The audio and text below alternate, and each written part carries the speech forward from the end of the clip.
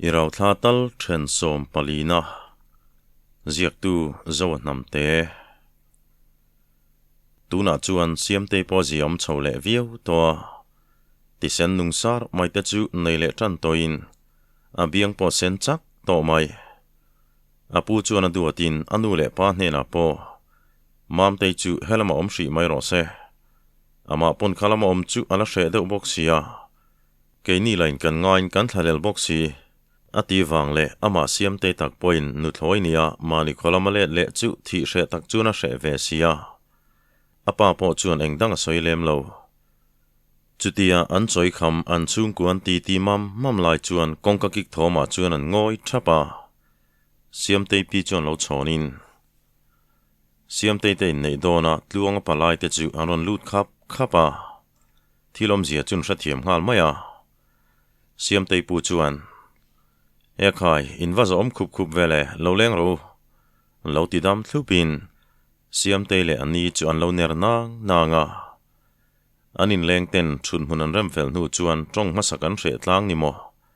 in chung chu re thup mai an thom re thup chu puman ku nga chuan tunlai kan boruak ton meu zong kiltina hian a hre om vel vek mai zong ani hi a kan fa pala chuan a rilru chi a in atum lo thlengin thil lo ti suala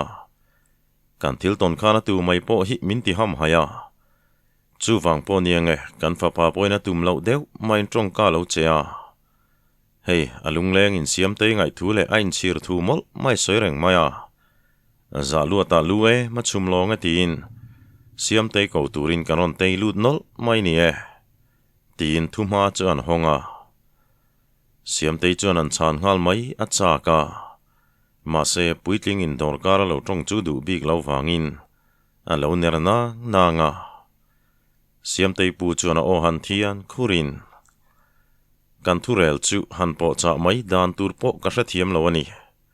engpo ni se hei mam te nu le paron jin lai takania ani chung hian thutluk na chu siamte se tin siamte palam chan thleka chutia anu le pan om tian an ria ta ka chuan palai ho chu an tho huai mai an hui pui pu ber puman ku nga chuan oho kan van nei na kal tluang don awan ang em nang ni nu pom lai lo ni le zel chu ati zia hle mai ka ti han ti zuibal balin palai te chon trong kaman thiam tlangin siamte te pa fa chu andang ok lek thina atopa chuan siamte thin rim chu ain sum zo ta lo ka hodon lo ani po mintir hodona minti dan zong kha ala shevekin karinga tin engkim mai chu soi fai ta lenga tian kapu bula hen ka om mai to don adule angai zong khanei ro se ho ka tum to lo ti hi in lo hril don nia ati ta khol mai atu mai po chuan soi turan van ta hle maya thu apete lo chuan in chung chu re tlok ngai puman ku nga chuan nia asar hu lai te ni ve bokatin ni hi siamte po ring ru film zokin lo in ngai tu le la hundanga kan lo leng le don nia tuna tan chuan kan tin ri phot mai nge an ti chuan midang ho po chuan an lun lo bu ngau ngawa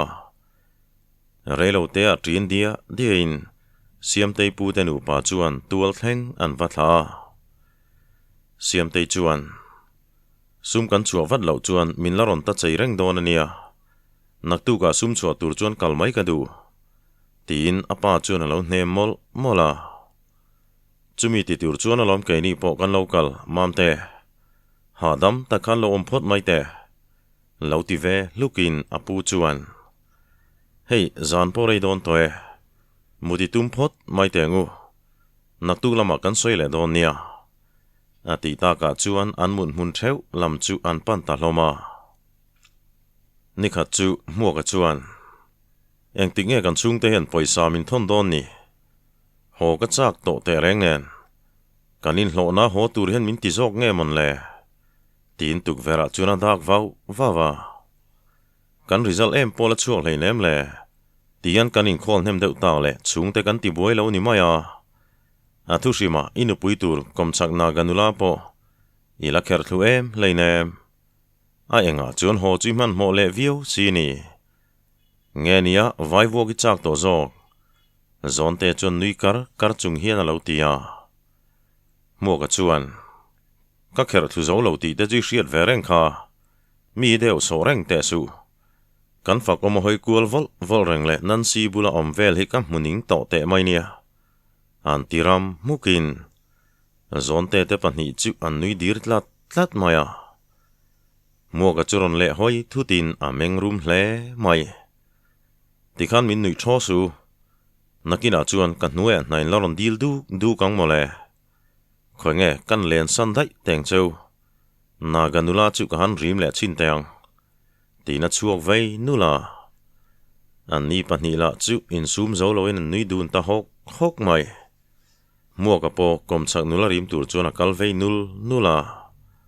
nui hak chung hian kan mua kai chu a puitling thei don lo ani hi angai tuan hi song noi ni reng maya zon te chuan han tin fak oma chu lo nui haka han rim thu mial se ka tingot mai ain soi thei vel ngai thla ka chak te mai nia nan si thian te ho po kha ka ti pui kim vek to ma se ami zia hin ngai na thei vak lo ni turani a mel ta ki chu chevio poni lo mole ma se a mei chen lem vel dan hi an ngai na lo thina fak oma chuan an timbal bala zon te chuan nang ang hian han ria pui ve ngat phei se chu avain soi thei don takem mel fai de hui chu pak ngal huam zel maya an lo ngai na lo hlau trin hi awan nei pha zo ka ni chuti ni lo se chu son te hi thak zul don a sin lo ti in nan si ka che sul pui lo thu hi han soi ngial po ni la a oi lo dan tur hi ka shelok veka chu wangin abulai chong ka soi pe lo ni kan ril ru hi heti lama hi chuan ain ang lo lutuka tin fak oma chuan nui haka nan si chuan a du ve ngot mai che nei po ni la asual min ka ring lo namdang nei chi ti le ngot thina mangai nen ramri kham lo mai ba ka huam chin a nei lova ami hring te hi nia poimo ber zok chu enge mo han nei hre na chan tur om em ni ami ziala kan chiang thokhat viau to ril ru kheu beule kol khama nei mi lo le ngal ama hi sual ni sela chuan a thian tau nen hlim le in ngei takhian an omreng thei ka ring lo a chapo lo em mai te an ngai nat om nei ati zuala a mela chu soisel boni hot mai zon te chuan han tinang nangin fak omero chu ngoi reng thunga muang chang heron dak chuakin nia ingai dan po chu dik tho mai mangai ne chuan ramri kham love amai ro chu keima hi chuan namdang han nei ngot mai chu kain thlashung dewani kanom zel dan tur chu hunin la hril tura ngai la ka thin lungnat le hliam lai taka heti tak mai ron lang te hi pathian rem ruat nge ni ti ten ka ngai tu ve neu thina ma se tutlung nan siam tak hi chu ka har satani an ti nang chuan zon te chuan ti khan ma sei ti tlat zela lo ti he hoin mel tha le fel pian nal le ril tha han ti ngot po hi anei tu tur thin lunga lungoi na le hlimna om chuan si lo chuan om ziom lo kan siam e ki hi enga naw lo pai thot ni rin om tura kan in cha na sat te reng nen sai zami zok kalo ngai zong dai lo ani fak oma chuan han tin an nui chuak hoka zon te chuan nula tai fek nei mi lo hi chu kei ka mutai theilo athushima sai zami chuan kherle po chin la ti nia athushima I thian te ho reng po hi mani thian te bial nu te zulo ven ve turania zeilo tlek tluk hlom lutuk mai an ti nai chuan ven thei po ni big lo apu te khuwa zina han rai ngot pekani ome pasala nei thu kan thethut khachu katliak chiang ve khop mai ka ho chak na zong te kha bo ngal duak maya ka thian te le a thian te ka mu hre zia hi hra thiam lo zo kang ama ka huat na le ka mangai na chu lain chen reng ni hian ka ria kan kalma zan te khan ka che chol pui du lo vela kain chir lek to mai an ti chuan arang zet hian ani chuan nan si po hi in chir ma che chul pui wa tangai ni chu lo ti zawin fak oma chun ngoi wanga ngoi te hei chu adana dangani atile tlat sia chutian ti bor lai chuan kongka kikria chuan an hoi rual thota lo lut mai te muang mel chia fak oma chuan lo ti khawin kongka chu ronin honga nan si ron lang hlol mai nui var chung chuan ron lutin muang mel chia chu kan ni lo ni o kan khua mi school kal dam doina oma ka thian te ho college lama ti turan nei box sia min kal puilok manangem ho point kan bazar anga chuan in thian thumin tlaya chen lo enghal don nia zon te chuan kan in an threvek thowa aron kalve mayang chu aron tinghal bora man lo na em ka nei lo ve khonge kan in siamanga kan kal don nia tin fak oma po chu tho ngala zon te chuan nansi i thom no chin me hle maya ka hai don che lom lo ti zawin anila chuan nui var chung hian kain me tak em pasalte bula om doni chuan nuladangan melang ti kan hlawa thei to pathan hi ngai ve boxia min re chang lo le khian ke ai mel tha min kirsan dayang ti hi ka hlau ve sin tinan lo nui vara zonte po han nui hakin nang ai mel tha mu tur chuk anom donem ni fakomala hian a chilbur cheni himo I honga pasali nei sananga rilruna deuh hian omang ti hi kan hlau to ni hi an ti zau chuan nansi chu han tho halin tu ma mi padang ka du lo fakoma ba ki nei ka tum lo shim zui ho ve ngal ka tuma ma se abial nu ten min muang ti hlawa min roi ho ngam tlat lo ani chumale ama hi ka hon dai zok don nge ni tina nuita ara chuti lai chuan mo ka poron lang lolin oho nansi ilo leng ani mo iwaleng ang an ngai omolom le ka ti thina chuan laman siam pe li tuga chu wangalom kan lo len khat em ni ron ti borin nansi bula chuan thuvei thara voin chu iwan nal reng vele tian fiam zau chuan nansi chuan fakoma chuan nal po min tilem hleinem min en liam vel mai maya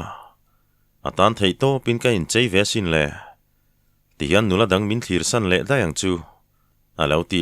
lak chuan fakoma chuan nuira ara chungaron panin amhuya chuan an fo zawa email that zile nal zi hi soifo taila iningang ti hi ka hlau zok thina an ti sap chuan nansi chuan a thian te omlaya amhuya an fo zau chu alom em maya fakoma chuan mel aralin in peitoem kan kal thei ti nami an ti chuan fakoma chuan a kut churan vuan chatin nansi chuan nui vara zonte tlaya choi ma deu non kalru o kan hom ha lutuk lawang chuapa chuan han tin ole tluang deu khan vakal ro tin zonte chuan a thla liama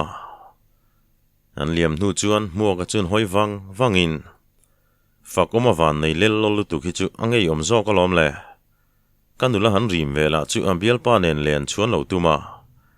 a unen kanin kom vel tamai mai ni tiringot chu diklo mizo bial nu tur zon ngai kan ha tho pui pa kha nak tu chu zon chua turani han ti zom zatin zon te chu lo nui ka chu a unen chuan engen soya takana nansi khan tlailama choi turin min soma fakoma peichu riale karing an ti sup chuan muaka chu phurna hian a khat ngala ole nansi thian nu bi moi kha ka kher thu to nge yang zon rei deuh nuwa riak mai ro an ti nge tu ro ma chau hor tang che kan riale vai chuan khanu kha kanor thu to nge yang ati sar maya nansi chuan an khomi te bula fakoma chuin mel thria tir zunga a mel thrian hnai vai deuh ho bula phei chuan ka pasal turani hi kanin meem tinan fiam thu pa zawa fakoma chu hlim mel zet hian a thlek le dau thina andam lo chu zia deuh boka chonhu her hreta chuan dam doina tang chuan hoin bazar laman panta an bazar zo chu in lampan chuan hotlang le ngalin nan si chu ti siam renga nui bok chung chuan in chu thlengin tu man la ho lo ti riat tak hian kongka chu lo in kala nan si chuan kan nu parong kan bol ngai don ani hi an leng ku le chiam don aniang an ti chuan fak oma chuan a biang alo piai zawa ka thiam zong takalom chung te chu tin in chunga chuan an lu ta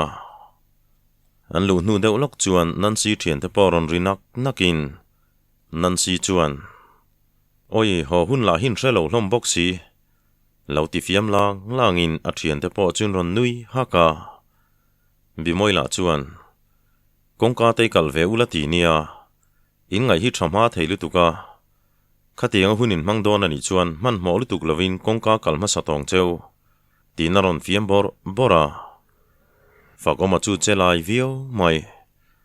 nan si chuan fakom ho sa hi boi puyang anin an siam chuan an bial pa ten soi pa lenga an kang ut vek mayang tin fakoma nen chuan sa chun boi puirak karaka